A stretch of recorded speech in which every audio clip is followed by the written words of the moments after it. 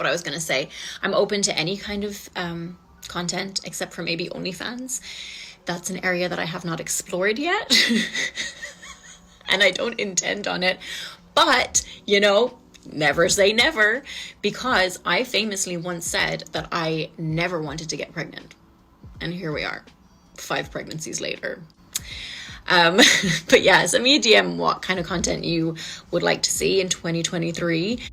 I never thought that I would be that toxic boy mom. I love my 4 kids equally, but that last little boy just hits different. And now I feel like I'm having this existential crisis, or I wouldn't be that mom, that toxic boy mom. He hits his sisters, he punches them. I'm like, maybe he's having a hard day.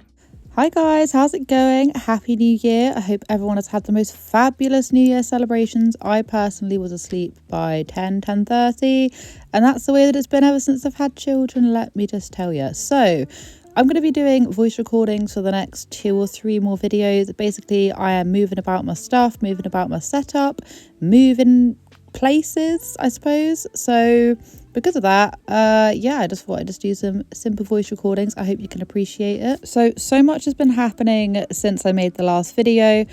The whole of TikTok, not the whole of it, but I feel like TikTok has really kicked off a bit of a storm with this whole toxic boy mum image that Anna has been sharing with us recently. She's been posting a series of things which just make me go, what's been going on? And ever since I posted that video where I basically compiled different things that she's been doing, she's only gone and posted more TikToks related to being a toxic boy mum. Now, is she even being serious? I mean, I really can't quite tell. With these two, I feel like whatever gets them the most amount of clicks and views, they will latch onto it, milk it for all it's worth.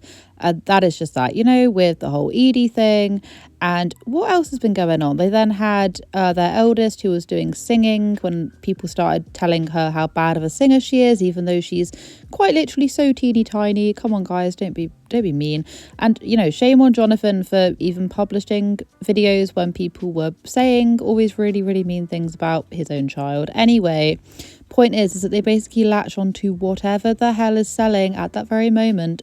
So yeah, Anna has basically learnt that her saying that she favourites her son and that she's a toxic boy mum is going to bring in some views. She will do just that. Getting rid of my girls for the weekend, so I have the fave child all to myself. My baby! Where's the girls? Now, I'm not quite sure if you guys caught that or not, but that was supposed to be comedy. It was supposed to be funny. Comedy is quite subjective, but I will say that it's just not funny. I mean, her elder kids watch TikTok, have unlimited access to TikTok. They've said this before. So no doubt they're going to see this anyway. And whether or not they're doing it as a joke, they're doing it as whatever, they've done it so many times now in the period of about a week, 2 weeks, that it's just no longer. If it was funny, it's definitely not funny anymore. And, you know, the comment section reflects that. Why don't my daughters talk to me? These kids are going to see these posts one day, which is exactly what I just said. They probably will. And on top of this, right, the cherry on top of the cake is the fact that whenever Anna basically revolts back to doing anything that isn't to do with her toxic mum persona, she actually just ends up getting slated in the comments. She's worked out Jonathan Joly's winning formula. Make everyone hate you, and then everyone will then start talking about you. You know, commentary channels will start talking about you. You'll get more comments because people are telling you like, oh no, what you're doing is wrong, blah, blah, blah. And any attention is good attention, whether that's bad or negative, in their eyes anyway, in their eyes. And I struggled with an eating disorder for 15 years. Even though I've been recovered now for the past 3 years, I still recognize that this time of year can be so triggering. I used to be that person who would every single year make a New Year's resolution to lose weight. I used to binge on all of the bad foods over Christmas, and then come January, it was detox time. The interesting thing though is that after I recovered, food didn't have any morality anymore. So there was no such thing as good or bad foods. And honestly, over Christmas, I don't eat that much different to how I eat year round. During the first 2 years of recovery, my weight fluctuated quite a bit. But then in the past year, it has stabilized, and now it pretty much just stays the same. So moral of the story is diets will get you nowhere. Full recovery is definitely where it's at. So I'm playing you that clip because that was actually a post that she did in between all her toxic mum posts. where she was being vulnerable and she was going on about her, her past eating disorder.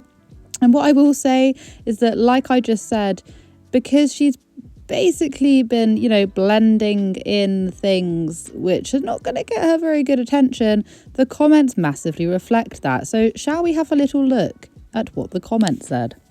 So moral of the story is, don't talk about your trauma in front of your kids. 35. Maybe add in, don't be emotionally incestuous to your own son, to your New Year's resolution.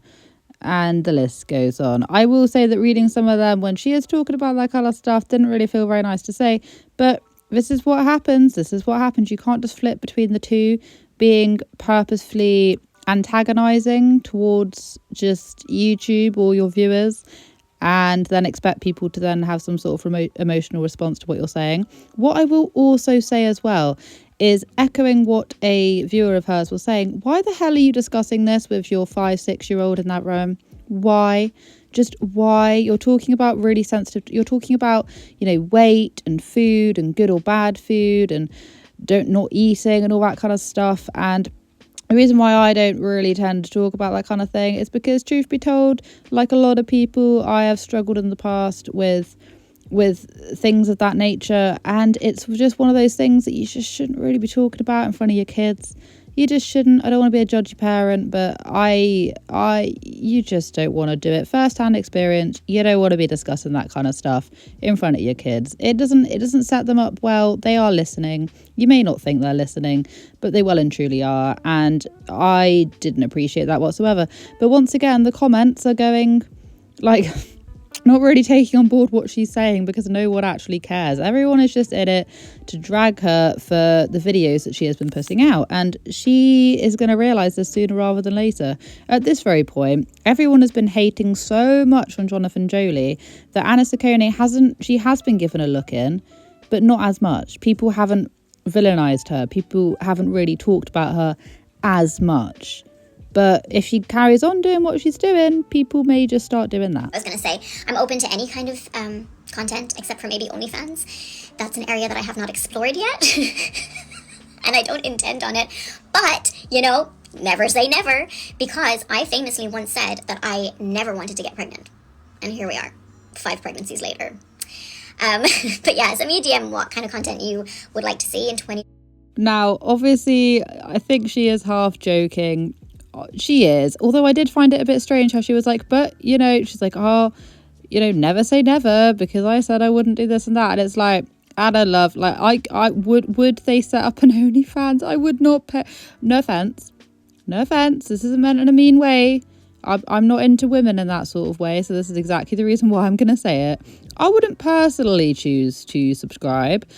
However, there may be a target audience out there for her somewhere. There's got to be a target audience somewhere. In fact, there's got to be. There's a target audience for everyone. Do you know what I mean? Go get your coin. If she wants to do that, that's fine. But can anyone imagine Anna Saccone doing OnlyFans? Can anyone imagine it?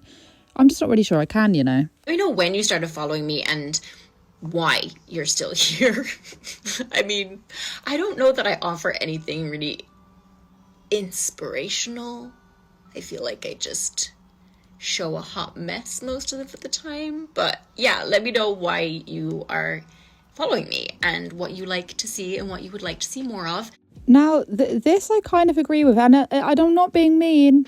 I'm really not being mean, because I think it's exactly of my channel as well. I mean, I'm astounded that people even bloody want to watch me. Let me just tell you that. And I tell you guys this on the regular. But a lot of these influencers who do this kind of thing, I'm like, yeah, you hit the nail on the head. I'm not quite sure why people are still following, but they sure are. They're either kids or they just haven't realised yet. Or maybe they just really enjoy the content. There's content out there for all of them. I won't say that every single YouTuber is unworthy of people subscribing, because I watch some YouTubers and I'm just like, holy cow, you put in so much effort, like their editing or just the way that they film, it's just top notch. You know what I mean? It's just great. Or they're doing something, they're like showing us something or whatever the case may be. But a lot of these family vloggers, a lot of these mummy influencers, she does have a point. I mean, I don't want to be the one to say it. I mean, the people that are commenting on it also kind of follow the same pathway, because we are commenting on these people. Do you know what I mean? So I get it. I get it. I think she really hit the nail on the head right there. I don't really have time for this. Guys, I don't really have time for this. I'm a very busy businessman. Well, no, it's not busy, man. It's that, like, the vloggy woggies. Yesterday's vlog, it's 20 to 5 and we haven't even edited it. You know? So, following all of the recent drama that's been going on, Anna and Jonathan decided to post a video called Does She Have a Favourite Child? Which is basically, it's just filming them doing a rehearsal for their TikTok. And it's the TikTok where she goes, you know, I'm not your bra, and basically picks up the youngest, picks up her little boy, and then spins them around, all that kind of... Anyway, it's feeding into that whole, like, toxic boy mum thing that... Shabakal, basically, that she's been going on at the minute. And she did a little behind the scenes of what it's like to be filming with the kids, and newsflash, it's hectic. None of the kids are want to be filming. I wonder why. TikTok, okay? We've mapped it all out. Anyway, okay. So can you guys do it? Yeah. Okay. Your bit? I'm gonna say So you're gonna nudge past Dre. Yeah. But Dre has to stand in a way that you can't see, like, the bottom of him.